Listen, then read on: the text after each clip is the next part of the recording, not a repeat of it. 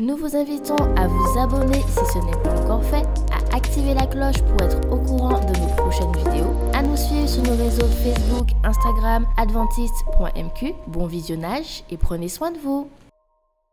Nouveau sur votre chaîne YouTube Espérance Média Martinique. Le lundi à 18 h, une série de conférences tenues par Jean Bundara. La série « Il m'a parlé ». Il m'a parlé, c'est divers thématiques autour de la personne de Jésus. Le lundi à 18 h sur votre chaîne Espérance Média Martinique.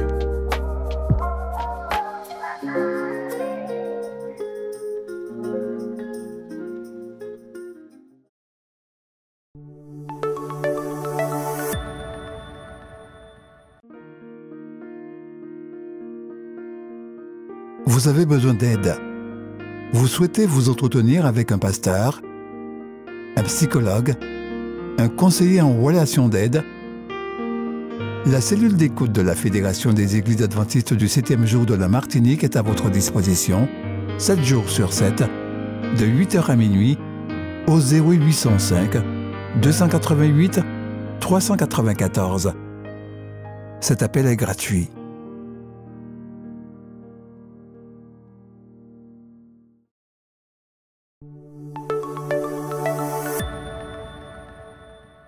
Marco entendit un jour un prédicateur dire que les offrandes apportées et réparties selon les principes bibliques produisaient un impact plus fort et une croissance plus grande et plus équitable dans l'œuvre missionnaire.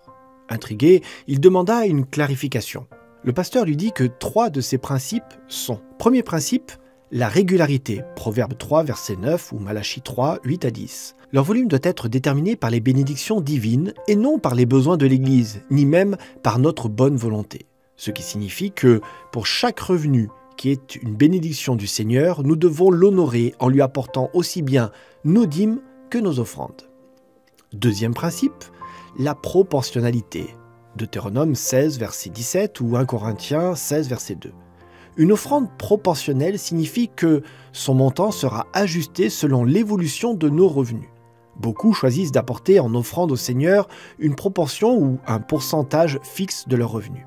Troisième principe, une mentalité glocale. Acte 1, verset 8. Glocal signifie à la fois global, mondial, et local. Notre effort missionnaire et, par conséquent, nos offrandes doivent pouvoir apporter le plan du salut dans le territoire dans lequel nous vivons et aussi au monde entier. L'Église adventiste a conçu un plan de répartition des offrandes appelé « Plan des offrandes combinées » qui permet une répartition plus équitable. D'après ce qui est suggéré par le plan des offrandes combinées, de 50 à 60% de vos offrandes totales devront soutenir financièrement la mission de votre église locale, sponsorisée par le budget d'église. De 20 à 30% soutiendront la mission au niveau régional, généralement sponsorisée par la fédération, l'union ou la division. Et 20% devront soutenir la mission au niveau international, supervisée par la conférence générale par l'intermédiaire du Fonds missionnaire mondial. Le pasteur dit ensuite à Marco que là où le plan des offrandes combinées est mis en pratique, ce qui représente environ 90% de la population adventiste mondiale, chaque offrande non attribuée est automatiquement répartie d'après ce système. Ce plan de répartition assure une croissance équitable au projet, ministère et initiatives missionnaires sur le plan local, régional et international. Mais dans les régions dans lesquelles ce plan n'a pas encore été adopté, ceux qui sont disposés à produire un impact glocal doivent répartir manuellement leur offrande de promesses en utilisant les proportions similaires d'après Acte 1, verset 8, ce qui recouvre à la fois les besoins locaux, régionaux et internationaux. Marco décida de devenir un agent missionnaire glocal par l'intermédiaire de ses offrandes. Vous êtes aussi invité à vous joindre à lui pour l'avancement du mandat évangélique de Jésus, qui a ordonné à ses disciples d'être ses témoins à la fois à Jérusalem, dans toute la Judée, dans la Samarie et jusqu'aux extrémités de la terre. Acte 1, verset 8. Ce qui signifie sur le plan local, régional et international. En apportant notre dîme et nos offrandes de promesses, mettons nos désirs à la dernière place et Dieu à la première.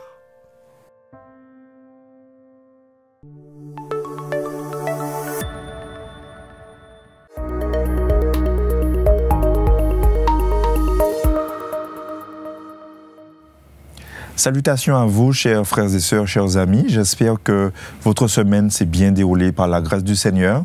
Et je voudrais, en ce sabbat, vous souhaiter un très bon jour d'adoration sous le regard du Seigneur. J'espère que nous sommes bien installés et que nous pouvons écouter la parole de Dieu en ce moment précis. En tout cas, bon sabbat à vous et que Dieu vous bénisse abondamment en ce jour d'adoration. Alors, c'est un privilège pour nous de nous retrouver pour ce partage de la parole de Dieu et je vous emmène avec moi dans le livre de Luc, Luc au chapitre 24. Et nous allons considérer le verset 13, à partir du verset 13, cette histoire que nous connaissons qui se déroule après la résurrection de notre Seigneur Jésus-Christ. Alors, nous allons incliner la tête avant toute chose pour une courte prière. Notre Dieu, notre Père, nous voulons te dire merci pour cette parole de vie. Nous voulons te remercier pour tes enseignements et nous voulons aussi te dire merci pour ce jour d'adoration. Alors que nous prenons ce temps, Seigneur, pour nous plonger au cœur de cette parole de vie, s'il te plaît, en ce jour, nous te prions de nous éclairer, de nous instruire à salut et que nous puissions, à l'étude de cette parole, sortir grandis de cette réflexion autour de ta parole au nom de Jésus. Amen. Alors, mes frères et sœurs, chers amis, je voudrais commencer avec cette question. Si je vous demande, mais qu'est-ce qu'un disciple? Est-ce qu'un disciple, un chrétien, nous pouvons avoir la même... Est-ce qu'il y a la même définition entre un disciple et un chrétien? Quelle est la différence entre disciple et un chrétien? Alors, nous savons qu'un chrétien, c'est simplement celui qui suit le Christ. Tandis que nous pouvons avoir une autre définition avec le disciple. Le disciple, c'est quelqu'un qui suit un maître, mais non seulement qui suit un maître, qui est à l'écoute de ce maître, qui est attentif, mais aussi qui va mettre en pratique. Le disciple également, c'est quelqu'un qui va faire à son tour d'autres disciples, mais pour son maître. Alors, il y a encore d'autres lignes que l'on peut rajouter à cette définition, mais je voudrais surtout prendre cette portion de cette définition du disciple pour bien nous rappeler que le disciple, c'est celui qui est assidu. Le disciple, c'est celui qui est vraiment concerné par ce que le maître va déclarer. Et ne voilà-t-il pas que lorsque le maître, donc Jésus-Christ, lorsqu'il est mort sur la croix, eh bien, nous savons la suite, bien sûr, un grand trouble sera jeté au sein des disciples. Un grand trouble va menacer les disciples et le doute, l'angoisse, la tristesse va s'emparer du corps des disciples. Et bien sûr, nous savons qu'après cette résurrection, ils se sont donc tous rassemblés à Jérusalem pour essayer de se réconforter les uns les autres, pour essayer de se fortifier, pour essayer vraiment de s'encourager, de relativiser, très certainement afin de pouvoir repartir de plus belle. Et donc, au chapitre 24 de Luc, nous voyons cette histoire qui se trouve au verset 13, avec les disciples qui font route vers la ville d'Emmaüs. Lorsque nous lisons au verset 13, il est déclaré ceci. « Et voici que ce même jour, deux d'entre eux, donc deux des disciples, allaient à un village nommé Emmaüs, éloigné de Jérusalem de 60 stades. » Donc, on peut comprendre ici qu'ils sont en train de quitter leur quartier général, ils sont en train de quitter Jérusalem, très certainement, on va dire, pour s'aérer l'esprit. Très certainement pour essayer d'entamer une nouvelle phase dans leur deuil.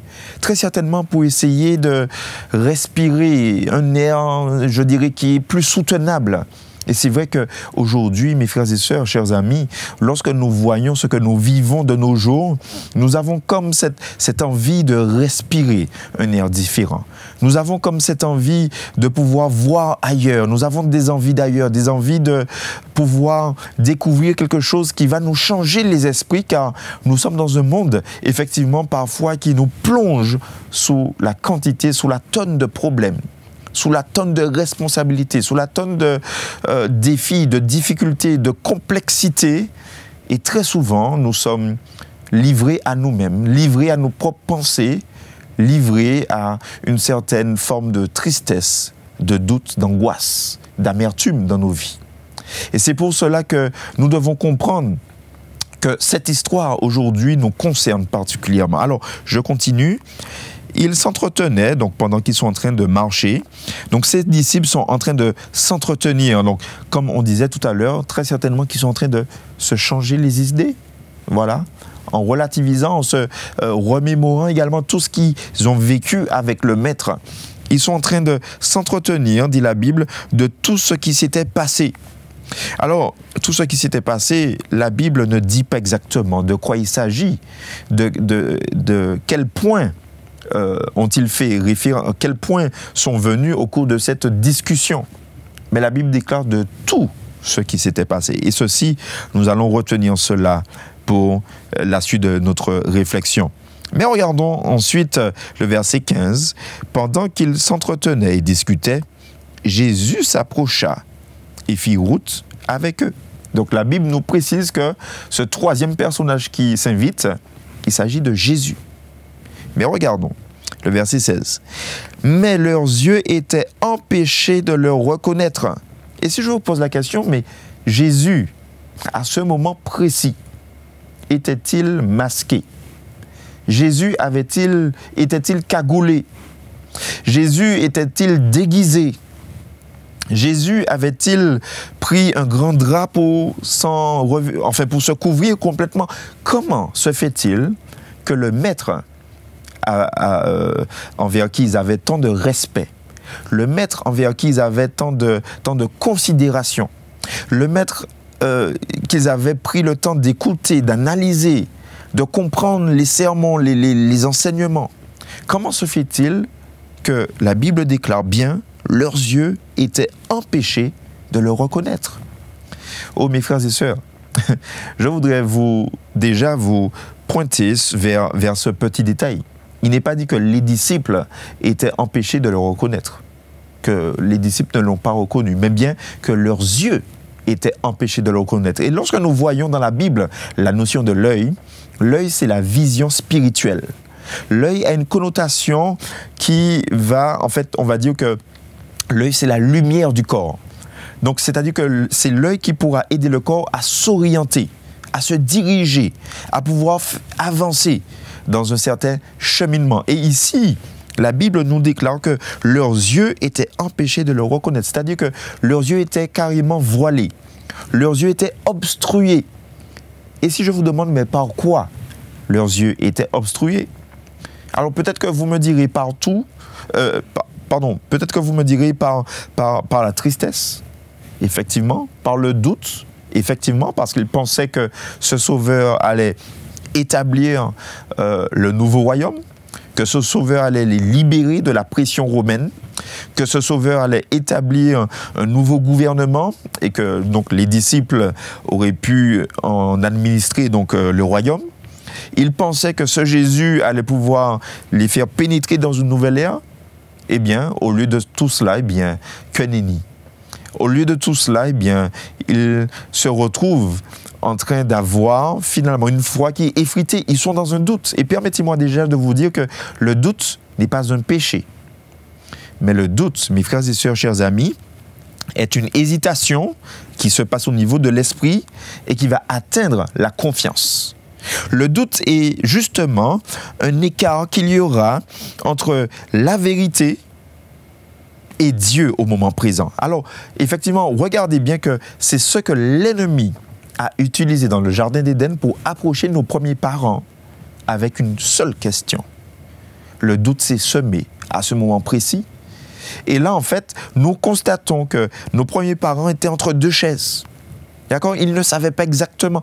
Et ici, force est de constater que ces deux disciples-là également sont livrés au doute également. Ils ne reconnaissent pas, leurs yeux ne reconnaissent pas Jésus, mais par quoi, encore une fois? Nous avons cité donc le deuil, le doute, la tristesse, l'angoisse, l'amertume, peut-être même le dégoût. Mais la Bible nous donne un élément de réponse. Et lorsque nous remontons, regardez bien que la Bible déclare au verset 14, « Ils s'entretenaient de tout ce qui s'était passé ». Mes frères et sœurs, très souvent, nos yeux sont fermés, au verset 16, leurs yeux, donc des disciples qui étaient fermés, qui étaient empêchés de le reconnaître, nos yeux sont fermés parce qu'il y a tout autour de nous. Et c'est vrai que nous sommes aujourd'hui dans une société où il y a tout. Nous sommes dans une société où l'ennemi s'arrange pour tout mettre à notre disposition. Et je me souviens de cette enseigne qui a sorti cette publicité et qui proposait, alors que je me rappelle un petit peu, puisque bien sûr, ça faisait partie des spots publicitaires, accepter de ne rien perdre en ayant tout. Accepter de ne rien perdre en ayant tout. Enfin, quelque chose comme ça, ça m'échappe un peu, mais vous l'aurez compris. Ce que je veux dire, c'est qu'en fait, nous avons à portée de main tout ce qu'il nous faut. Et en fait, aujourd'hui, on s'arrange pour ne rien perdre, mais pour tout avoir. Et en fait, lorsque nous regardons comment dirais-je, l'éventail de possibilités que nous avons aujourd'hui, on dira même que c'est le temps qui nous manque. On dira même que nous n'avons pas assez de jours dans une semaine, nous n'avons pas assez d'heures dans une journée pour pouvoir tout faire, pour pouvoir tout voir, pouvoir tout expérimenter. Eh bien oui, mes frères et sœurs, nous pouvons courir après tout, mais une chose est importante. Et c'est l'objectif pour l'être humain, pour le chrétien, pour le disciple du Christ, à ne jamais manquer. Et nous verrons au cours de cette réflexion quel est vraiment cet objectif ultime. Alors poursuivons un petit peu. Oui, donc leurs yeux, au verset 16, étaient empêchés de le reconnaître. Et au verset 17, Jésus va leur déclarer: « Quels sont ces propos que vous échangez en marchant ?» Ils s'arrêtèrent, l'air attristés. Donc, bien sûr, ils vont répondre au verset 18, « Es-tu le seul qui séjourne à Jérusalem et qui ne sache pas ce qui s'y est produit ces jours-ci » Jésus, une deuxième fois, va prendre la parole pour dire quoi? De quoi il s'agit-il? Donc là, pour une troisième fois, Jésus va prendre la parole, mais toujours rien au niveau c'est-à-dire, ils ne reconnaissent toujours pas le Maître. Et quand on voit le verset 25, alors Jésus leur dit, « Homme sans intelligence et dont le cœur est lent à quoi ?» Donc, on constate que jusque-là, les disciples n'ont toujours pas reconnu de qui il s'agit. À 3 reprises, ils vont donc avoir cet échange. Mais je me suis posé la question, mais ont-ils fait route avec le Seigneur, avec le Christ, mais sans avoir eu ce réflexe de tourner la tête? Et c'est vrai, mes frères et sœurs. Très souvent, nous sommes tellement omnibulés par tout ce que nous devons faire dans la journée, par tout ce que nous devons écouter à la radio, tout regarder à la télé, tout essayer à droite à gauche comme plaisir, comme nouveau passe-temps, comme les réseaux sociaux, etc., que nous n'avons même pas le temps de prêter l'oreille ou alors de tourner la tête pour admirer le Seigneur. C'est-à-dire de se détourner de nos activités, de ce qui prendrait la place dans notre entendement, dans nos esprits, afin de nous consacrer, ne serait-ce que quelques moments à notre Seigneur. Alors, lorsque nous continuons un petit peu le développement de notre réflexion, nous constatons donc au verset 21, alors je vais plutôt voir avec vous à partir du verset 20, donc il raconte à Jésus comment s'est passée donc la crucifixion de ce sauveur tant espéré, de ce fameux Jésus. Il disait comment nos principaux sacrificateurs et nos chefs l'ont livré pour être condamné à mort et l'ont crucifié. Donc il raconte tout cela à Jésus, mais n'étais-tu pas là? N'as-tu pas entendu parler de ce Jésus? Et il continue au verset 21. Nous espérions que ce serait lui qui délivrerait Israël. Nous espérions, donc ils sont en train de donner à Jésus cet indice, mais ils avaient un espoir dans leur cœur. Il continue. Mais avec tout cela, voici le 3e jour que ces événements se sont produits. Alors, vous savez, ici, il est intéressant de noter que les disciples vont employer ici un terme qui nous est cher. En tant qu'adventistes du 7e jour, en tant que chrétiens, ce terme qui va,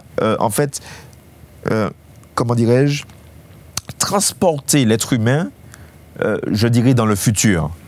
Et ce terme-là, c'est le terme espérance. Et vous savez, le terme espérer va en fait placer dans... alors, lorsque nous retournons un petit peu dans l'idée du texte original, le texte va déclarer, va employer ce mot parce que le mot espérer veut dire qu'il y a une attente, mais au fond du cœur de l'individu. Il y a quelque chose, en fait, qui va lui permettre de vivre, mais pour cette chose, pour cet objectif ultime. Il y a, en fait, cet objectif qui va le transcender, qui va le transporter, qui va lui permettre de se surpasser, parce qu'une seule chose importe pour lui, c'est l'espérance, l'espoir de voir cet objectif se réaliser. Et lorsque les disciples vont dire « nous espérions », ils font référence à leur foi. Ils font référence à cette espérance de voir qu'un jour, ils seraient dans le royaume de leur Seigneur. Et ne voilà-t-il pas qu'ils vont utiliser ce terme, mais remarquez avec moi qu'ils vont conjuguer le terme « espérer », donc la foi en l'espérance, mais au passé, nous espérions. Ils vont le conjuguer au passé. Alors, remarquons bien qu'ils auraient pu dire « nous espérons ». Donc, un terme qui est conjugué au présent, mais non. Ils l'ont conjugué au passé, ce qui veut dire que pour eux, c'était de l'histoire ancienne. La foi qu'ils avaient était maintenant placée dans les oubliettes. Était maintenant placée, on va dire, était maintenant classée dans les dossiers, dans les archives. Alors, nous constatons que, effectivement, les disciples ont subi ce deuil qui... je dirais, ont terrassé cette foi qu'ils avaient dans le Seigneur. Alors pour eux, c'était le deuil du Seigneur, quoi qu'il était là avec eux. Mais pour nous, mes frères et sœurs, très certainement qu'aujourd'hui, nous conjuguons notre foi au passé pour X et Y raisons. Aujourd'hui, beaucoup de chrétiens conjuguent leur foi au passé pour dire que nous espérions un jour rentrer dans le nouveau royaume, dans le royaume des cieux. Nous espérions autrefois, nous espérions voir le second retour du Seigneur. Nous espérions le salut éternel. Vous savez, beaucoup de personnes aujourd'hui conjuguent l'espérance du salut éternel au passé parce que quelque chose a pris le dessus. Alors mon frère, ma soeur, je ne sais pas de quoi il s'agit pour ta vie. Mais nous devons faire attention de ne pas attrister Jésus qui, lui-même, à ce moment, marche à nos côtés. Parce que pendant qu'ils sont en train de déclarer, nous espérions que ce serait lui, notre sauveur, celui qui nous délivrerait. Jésus est là à ce moment, à leur côté. Et la question qui me vient à l'esprit pour toi ce matin, es-tu au courant de la présence de Jésus à tes côtés? Vois-tu, tes yeux peuvent-ils voir le Christ, ton Sauveur et Seigneur, à tes côtés? Tes yeux peuvent-ils faire les écailles tomber afin de pouvoir profiter de cette présence de ce Jésus qui nous est si cher à nos côtés? Vous savez, lorsque les disciples prononcent ce terme au passé, nous espérions, ce thème de l'espérance au passé, il y avait pourtant une note d'espoir. Parce qu'ils vont déclarer au verset 22, il est vrai que quelques femmes d'entre nous nous ont fort étonnés et elles se sont rendues au tombeau. Et ils vont déclarer que oui, effectivement, elles ont déclaré avoir vu ce tombeau vide. Donc, ils auraient très bien pu faire la relation avec les paroles de Jésus lorsqu'il enseignait, lorsqu'il expliquait sa mort à venir et sa résurrection à venir.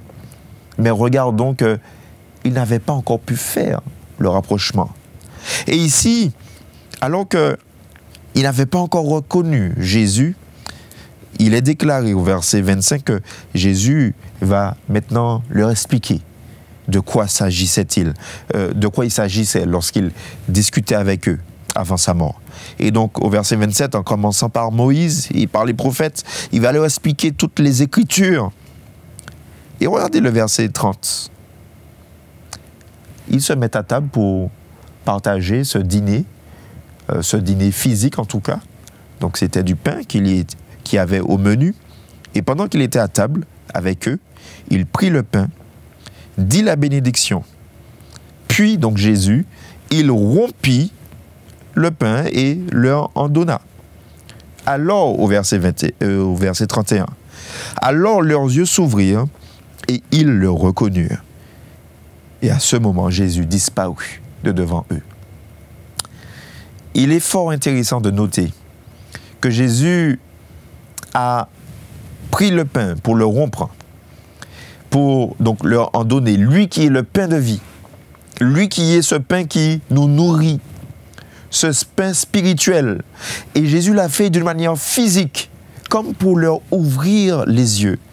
Mes frères et sœurs, avons-nous pris le temps de prendre ce pain de vie?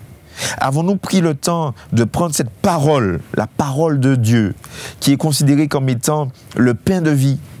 Avons-nous pris le temps de disséquer cette parole, de rompre cette parole, c'est-à-dire de partager cette parole, premièrement pour notre âme, mais aussi autour de nous? Et c'est à ce moment que les écailles de leurs yeux tombèrent et qu'ils reconnurent leur Seigneur. Ils auraient pu le reconnaître avant ou après, mais c'est quand Jésus leur a expliqué les prophètes, les enseignements, d'accord? Comment Jésus a commencé depuis Moïse, les prophètes, etc. Et ensuite, donc d'une manière spirituelle, et ensuite que Jésus l'a fait d'une manière physique, il a rompu le pain, que les yeux de ses disciples s'ouvrirent. Oh mes frères et sœurs, chers amis, prenons-nous le temps aujourd'hui, alors que tout autour de nous est fait et étudié pour que nous soyons trop occupés pour ce pain de vie. Alors que tout autour de nous est finement pensé, réfléchi, afin que nous puissions être trop affairés pour ne pas voir, pour ne pas noter la présence du Maître à nos côtés. Sur tout le chemin d'Emmaüs, mes frères et sœurs, nous constatons qu'ils ont passé des heures et des heures à marcher sans s'apercevoir de la... Avons-nous pris ce moment pour se demander, mais où en suis-je? Où suis-je avec cette présence de Christ à mes côtés? Est-ce que je suis vraiment persuadé de sa présence à mes côtés? Et puis, prenons-nous le temps pour disséquer la parole de Dieu, pour rompre le pain de vie, afin que la lumière spirituelle de nos yeux puisse maintenant éclairer le droit chemin, le droit sentier qui mène à la vie éternelle. Vous savez, beaucoup de chrétiens, beaucoup de disciples aujourd'hui marchent, mais en ayant la tête baissée. Beaucoup de disciples qui professent être adventistes du 7e jour, être des chrétiens, mais ont une vie terne, ont une vie triste, ont une vie douteuse. Puisque ici, nous voyons que les disciples étaient voués au doute, ont une vie d'amertume, d'angoisse, ont une vie qui fait remarquer que Jésus n'est pas dans leur vie. Quoique Jésus est un présent. Mais leur comportement dénote que Jésus n'est pas présent. Mes frères et sœurs, puisse le Seigneur nous donner la force de mettre ce tout-là de côté. C'est-à-dire toutes les préoccupations, toutes les pensées, toutes les attractions. Enfin, je ne vais pas toutes les citer, mais vous savez de quoi je parle. Ce tout-là, il peut se décliner d'une manière infinie. Parce que les idées du diable pour les enfants du Christ sont aussi infinies afin de les perdre. Mais puissions-nous mettre ce tout de côté afin que nous puissions prendre le temps pour la parole de vie, pour le pain de vie, et que nous puissions réellement dire, comme le verset 32, notre cœur ne brûlait-il pas au-dedans de nous lorsqu'il nous parlait en chemin, nous expliquait les Écritures? Oh, je crois, mes frères et sœurs, que ce feu-là se trouve encore en nous. Ce feu-là se trouve encore dans les enfants de Dieu en ces derniers jours. Mais plaise à Dieu que nous puissions rompre ce pain, rompre cette parole, afin que ce feu-là puisse renaître, puisse ressurgir, qu'il puisse nous embraser de nouveau et que nous ne puissions plus être là à conjuguer notre espérance au passé, nous espérions que ce... Non, non, non. Mais que nous puissions dire à nouveau que ce feu-là qui brûle en nous, maintenant, brûle, mais jusque pour dans la vie éternelle. Jusque dans la vie éternelle. Ce qui veut dire que nous sommes prêts maintenant à aller de l'avant pour le Seigneur, pour sa gloire, et aussi pour faire autour de nous, pour continuer à faire autour de nous des disciples. Que Dieu nous bénisse en ce sabbat. Qu'il puisse nous remotiver pour sa parole, nous remotiver pour rechercher sa présence. Et que, au nom du Seigneur Jésus, les écailles puissent tomber de nos yeux et que nous puissions profiter de sa présence à nos côtés.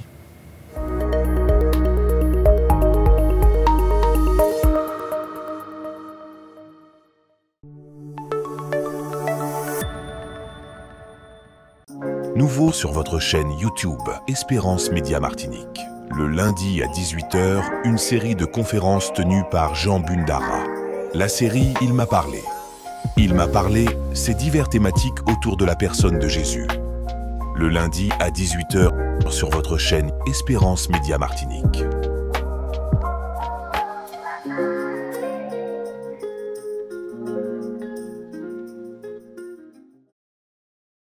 Faites l'expérience Espérance Média.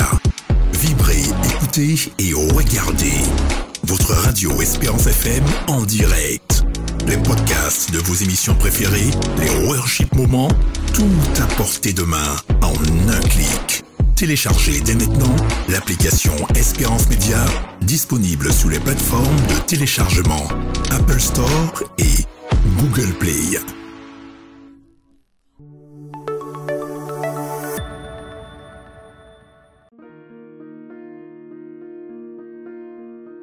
Vous avez besoin d'aide.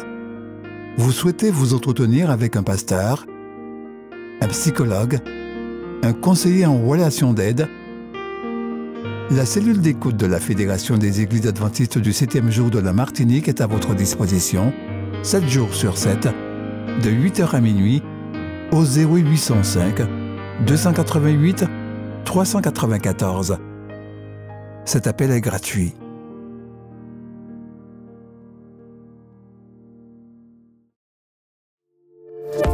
N'oubliez pas de vous abonner si ce n'est pas encore fait, de liker et de partager avec vos amis si cela vous a plu.